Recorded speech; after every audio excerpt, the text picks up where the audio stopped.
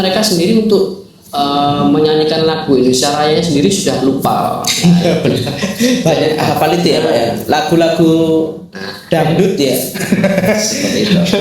Baik, bertemu lagi bersama saya Awang Rahman Fauzan dalam acara Siniar Santai Program Studi Pendidikan Bahasa Indonesia.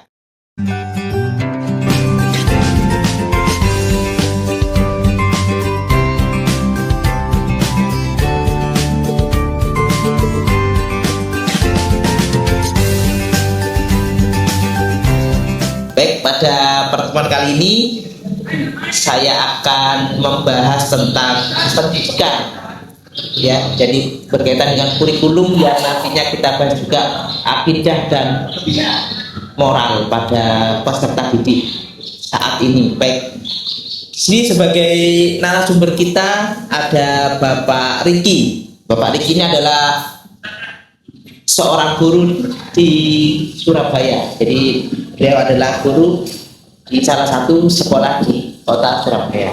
Baik, baik, bisa kita mulai Pak Riki? Pak. Bagaimana kabarnya? Alhamdulillah. Jadi sudah lama kita ini ya, tidak bertemu, baru bertemu ini. Ya, jadi kita sama-sama lulusan program studi bahasa Indonesia ya. Baik. Pak Riki, ini saya mau bertanya. Kalau kita melihat saat ini dunia pendidikan saat ini ya, juga kita sebagai pelaku ya, guru di sini mengalami banyak perubahan kurikulum. Yang saya mau tanyakan, kira-kira dari kurikulum sebelumnya ada perbedaan tidak pada kurikulum yang saat ini diterapkan oleh pemerintah, dan bagaimana itu menurut pandangan Pak Riki? Silakan. Iya Pak Awang. Saya mulai menjawab Pak Awang ya. Kalau menurut saya Pak Awang, jadi dari kurikulum yang kemarin ya, kurikulum yang kemarin terus kemudian ditarik sampai ke sekarang itu adalah sebuah penyempurna. Jadi penyempurna dari kurikulum yang terdahulu sampai kurikulum yang sekarang. Jadi mulai dari kita dulu K13 ya, kemudian Merdeka ini sampai sekarang kurikulum Merdeka itu adalah penyempurna dari kurikulum yang terdahulu. Kalau kita lihat Pak Awang, pelajar-pelajar kita saat ini, anak didik kita saat ini itu lebih ke ini Pak Awang, yang apa ini yang perlu dibina ini adalah karakternya, moral etikanya Pak, yang perlu kita tekankan saat ini. Makanya di kurikulum Merdeka itu kan ada profil pelajar Pancasila yang kemarin. Itu juga salah satu sarana untuk membentuk generasi-generasi muda kita, bagaimana mereka mencintai tanah airnya, kemudian mereka mengenal jati diri bangsanya. Ya, itu ditanamkan dengan profil pelajar Pancasila. Kemudian yang sekarang juga pembelajaran yang berbasis mendalam. Nah, itu juga ada 7 kebiasaan anak Indonesia hebat. Nah, itu juga adalah salah satu pembentukan karakter anak didik kita Pak. Seperti itu. Ya, jadi dari K13 dulu ya. Jadi tadi bicara kita mulai dari kurikulum 13 atau 2013 itu, setelah itu berlanjut berganti, setelah kurikulum 13 berlanjut berganti apa Pak? Kita di kurikulum Merdeka. Jadi kurikulum K13, kurikulum Merdeka. Tadi kalau kurikulum Merdeka itu ada profil pelajar Pancasila itu. Jadi kalau dari profil pelajar Pancasila berarti lebih ke nasionalis ya, kata Pancasila. Nah, setelah itu profil pelajar Pancasila ada di kurikulum Merdeka. Setelah kurikulum Merdeka berlanjut saat ini kita menggunakan kurikulum Yang berbasis mendalam, deep learning. Nah, kalau deep learning yang menjadi poinnya tadi apa yang ditonjolkan dalam kurikulum ini? Kalau di kurikulum yang ini yang saya lihat itu ya ini membentuk kebiasaan-kebiasaan generasi muda ini. Jadi bagaimana anak-anak ini terbentuk sikapnya, terbentuk moral etikanya. Jadi, karena di pembelajaran di kurikulum yang mendalam itu adalah pembelajaran yang menyeluruh, bermakna dan utuh. Dan Maksudnya di sini adalah mereka tidak hanya teori saja, tapi juga ada prakteknya. Jadi bagaimana mereka menekankan ilmunya juga dalam semua aspek kehidupannya di masyarakat, seperti itu, Pak. Ya, jadi lebih menekankan semua aspek ya. Jadi bukan hanya di sekolah, tapi juga di masyarakat. Jadi dalam itu ya, dalam makna tadi, makna. Oke. Baik. Jadi kalau kita lihat ini ya, dengan kurikulum ini, nah permasalahan saat ini kalau kita lihat Gen Z ya, kalau kita bicara anak-anak zaman sekarang itu anak Gen Z atau Gen Z dia, itu kira-kira kalau kita tarik mulai ya 5 tahun ke belakang ini ya, itu mulai K13 kurikulum 2013 dan sekarang, kira-kira bagaimana grafiknya? Anak-anak ini apakah akidah, moral dan akhlaknya itu semakin baik atau perlu ditingkatkan atau semakin produktif? Jadi kalau kita tarik ke belakang dari kurikulum 13 itu penekanan di sekolah itu bagaimana anak-anak siswa kita itu lebih aktif. Lebih aktif di sini adalah menuntut anak-anak didik kita untuk lebih aktif dalam mereka. Kalau dulu kan pembelajaran mungkin ya seperti ini anak didik kita hanya menunggu kita di kelas, kemudian kita suruh untuk membaca dulu dan sebagainya. Tapi di era perkembangan yang digital seperti ini, anak-anak kita kan sudah melek dengan informasi, dengan media massa. Jadi kita tuntut anak-anak itu lebih aktif untuk mencari informasi-informasi. Kemudian di kurikulum yang merdeka ini itu adalah penyempurna dari kurikulum yang sebelumnya. Dalam artian dalam mereka mencari informasi-informasi itu, kita dampingi, kita tekankan mana yang informasi-informasi itu yang selaras ya, yang bisa memang sesuai dengan budaya kita, ya, sesuai dengan falsafah bangsa Indonesia, yang sesuai dengan karakter masyarakat Indonesia, seperti itu, Pak. Jadi ditekankan seperti itu. Makanya di kurikulum merdeka itu ada profil pelajar Pancasila. Kalau kita lihat generasi-generasi kita saat ini, kadang-kadang mereka sendiri untuk menyanyikan lagu Indonesia Raya sendiri sudah lupa. Banyak hafal itu ya, Pak ya. Lagu-lagu dangdut ya. Seperti itu. Mereka sudah lupa lagu-lagu Korea. Jati diri bangsanya, lagu kebangsaannya sendiri itu mereka sudah lupa. Makanya pemerintah menggalakkan seperti ini. Tujuannya apa? Tujuannya agar bangsa Indonesia ini, terutama generasi mudanya, tidak lupa akan jati diri bangsanya. Bagaimana mereka mencintai bangsanya, mereka mencintai tanah airnya, itu dibentuk dengan karakter-karakter di sekolah itu tadi, dengan pembelajaran yang dengan pendampingan, dengan pembelajaran yang sesuai dengan ini tadi, Pak. Ya memang kalau kita lihat ya, Gen Z itu kan contoh ya di sekolah Bapak, mungkin ya Bapak melihat di sekolah saya sendiri tempat mengajar itu anak-anak lebih yang menjadi idola itu lebih ke ini, Pak, Korea itu kan, K-pop.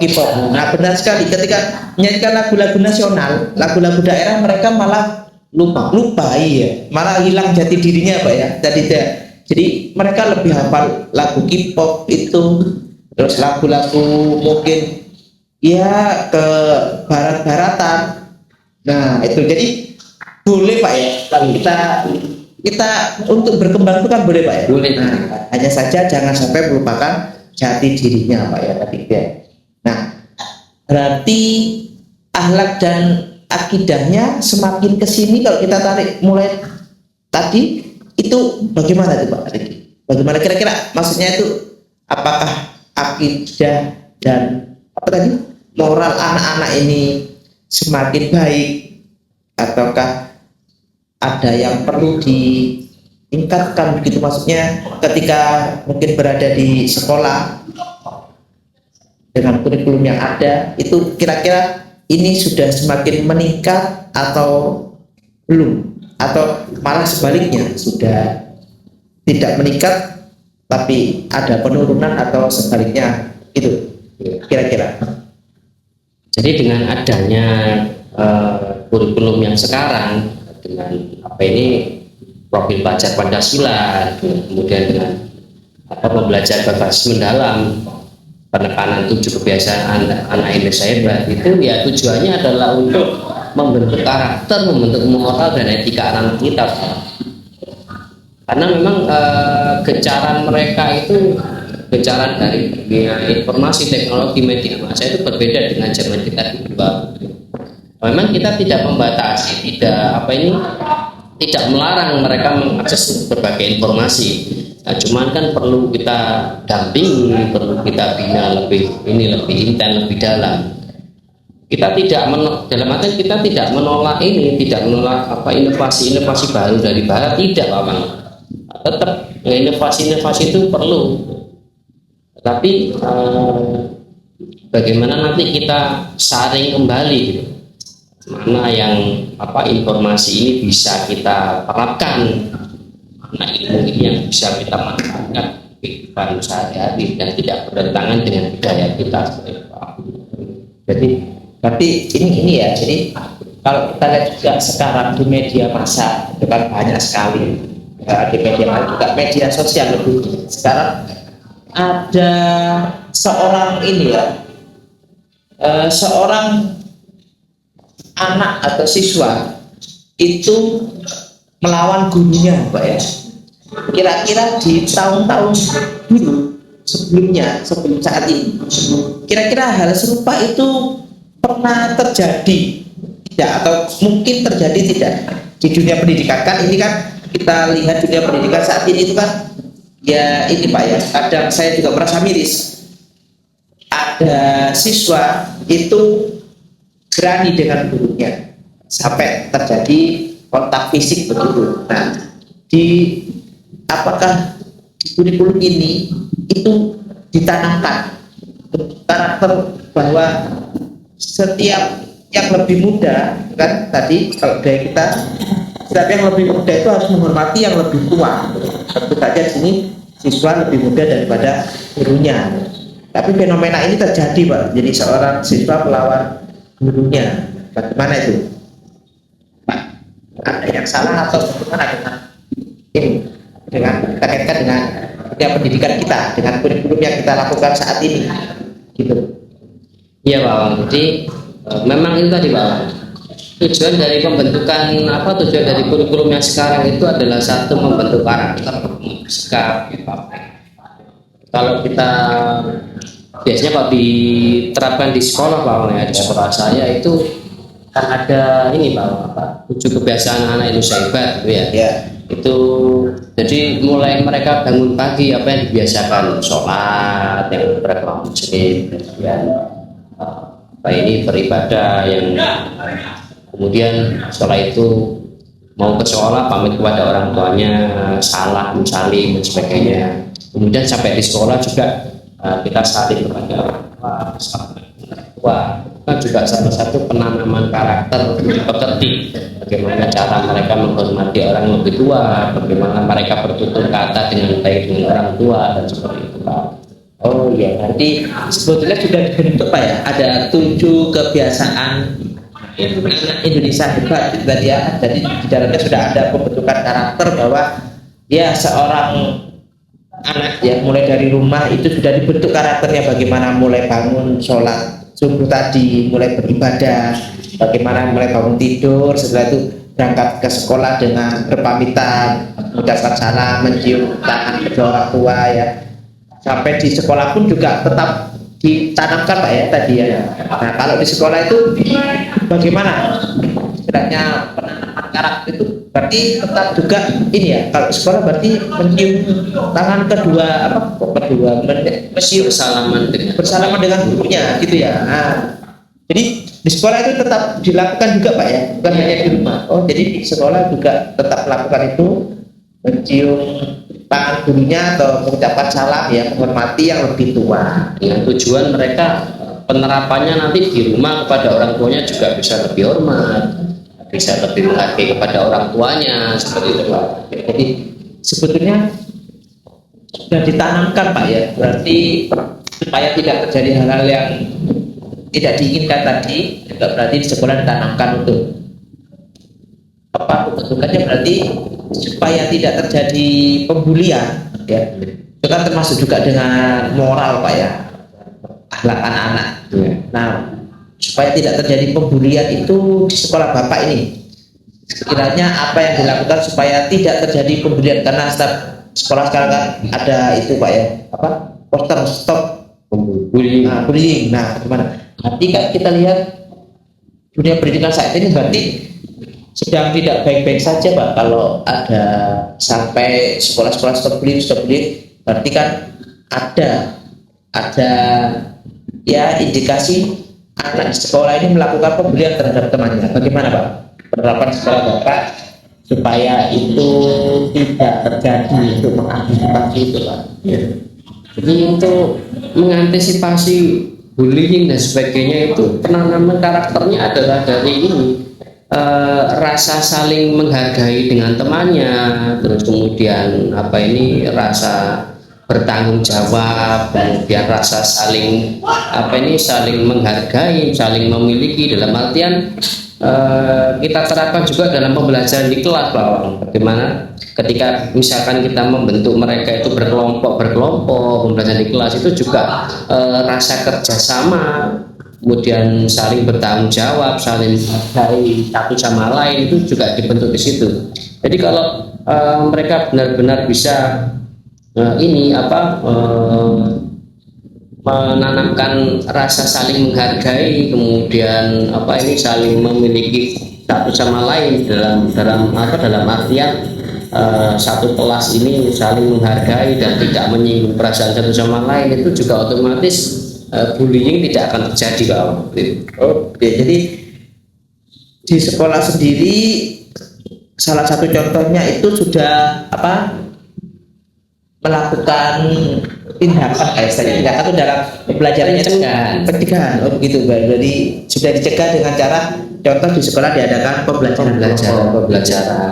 Jadi pembelajaran kelompok itu salah satu yang dibentuk adalah supaya anak itu memiliki karakter dapat menghargai temannya.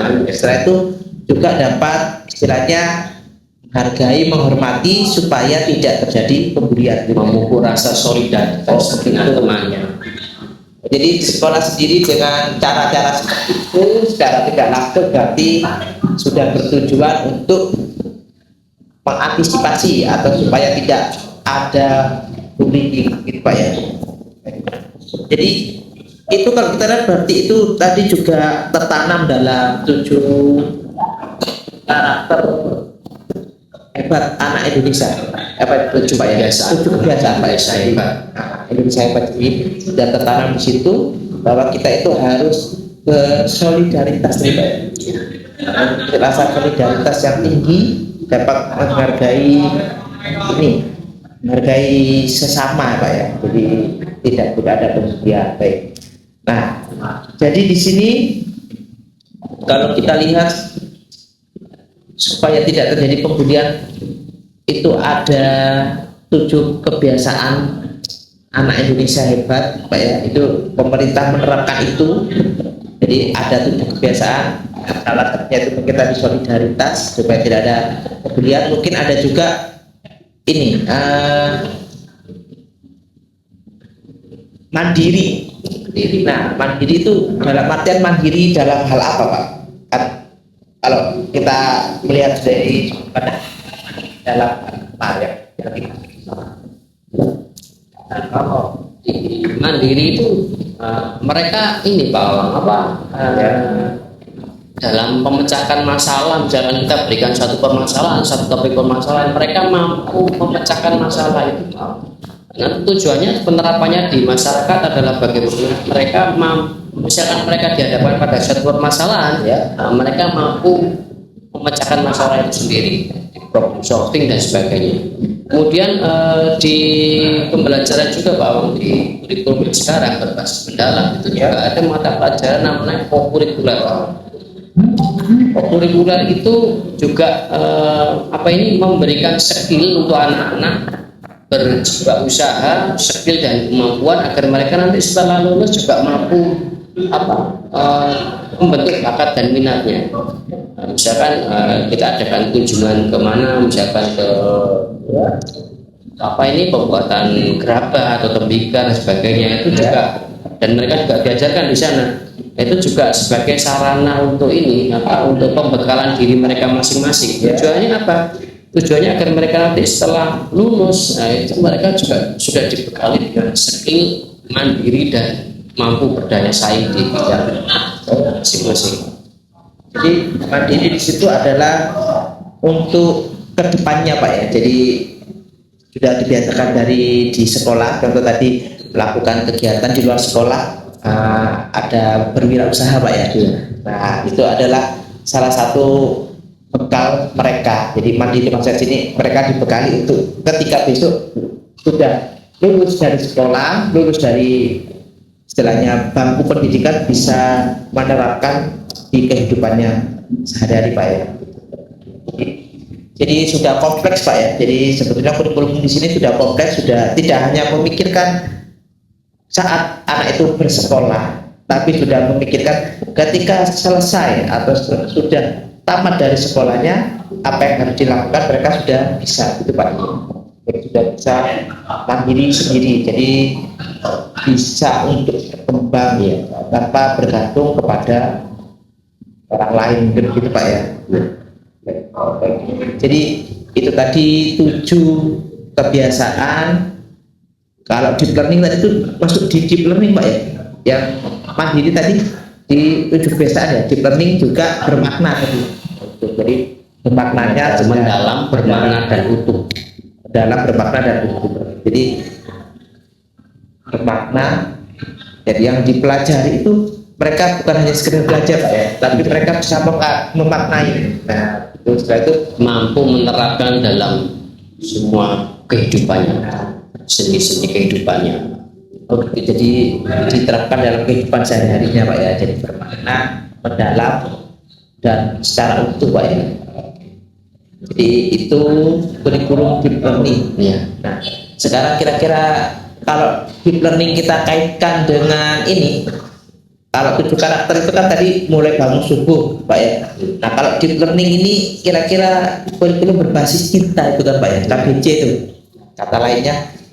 Yang dimaksud sini tuh berbasis cinta itu apa Pak? Yang menjadi dasar kok harus ada kata cinta? Maksudnya cuma dasar cinta itu mengapa Pak? Nah, kalau kira gitu. Menurut ini ya, kalau sudut pandang saya sendiri, mungkin ini Pak ini kita dituntut untuk mampu memahami Pak, mampu memahami karakter setiap anak didik kita. Nah, karena setiap anak didik itu kan berbeda-beda Pak. Ada yang karakternya seperti ini, ada mungkin yang agak keras, mungkin ada yang agak sudah tersinggung dan sebagainya. Itu kita dituntut bagaimana kita mampu mendekati siswa itu dari hati ke hati Pak. Seperti itu kalau menurut kacamata saya. Jadi dari hati ke hati. Jadi hati itu kan dengan cinta Pak ya. Jadi dari perasaan Pak ya. Jadi kurikulum sekarang itu berbasis dengan cinta. Jadi dengan perasaan Pak ya. Jadi kita menghadapi siswa, menghadapi peserta itu harus dengan dasar cinta begitu Pak ya. Nah, jadi nanti kita maknai cinta yang seperti apa yang dimaksudkan oleh pemerintah kita, kurikulum kita. Maksudnya cinta yang seperti apa yang dimaksudkan supaya guru ini mengaplikasikan cinta pada peserta didiknya yang seperti apa? Yang dimaksudkan cinta yang seperti apa? Ya, cinta di sini mungkin ini Pak. Satu ya cinta tanah air ya. Cinta kepada apa yang dia geluti. Kalau dia misalkan dalam sekolah juga dia bersungguh-sungguh dalam bidangnya seperti itu Pak. Jadi mencintai apa yang dilakukan ya. Jadi baik, terima kasih untuk pertemuan kali ini. Jadi pertemuan kali ini kita sudah membahas tadi ya kurikulum yang ada di dunia pendidikan kita saat ini dan bagaimana membentuk karakter anak supaya mereka ini memiliki karakter yang hebat ya, moral, akidah yang baik gitu. Jadi supaya tidak lagi terjadi pembulian, supaya anak-anak ini bisa mandiri juga tadi bagaimana. Terima kasih Pak Tiki untuk waktunya. Jadi kita akhiri dulu acara pada sore hari ini ya. Baik. Terima kasih. Sampai bertemu lagi di pertemuan selanjutnya Pak Tiki ya. Siap. Mudah-mudahan tetap bisa memberikan inspirasi-inspirasinya. Terima kasih. Kita akhiri. Wassalamualaikum warahmatullahi wabarakatuh.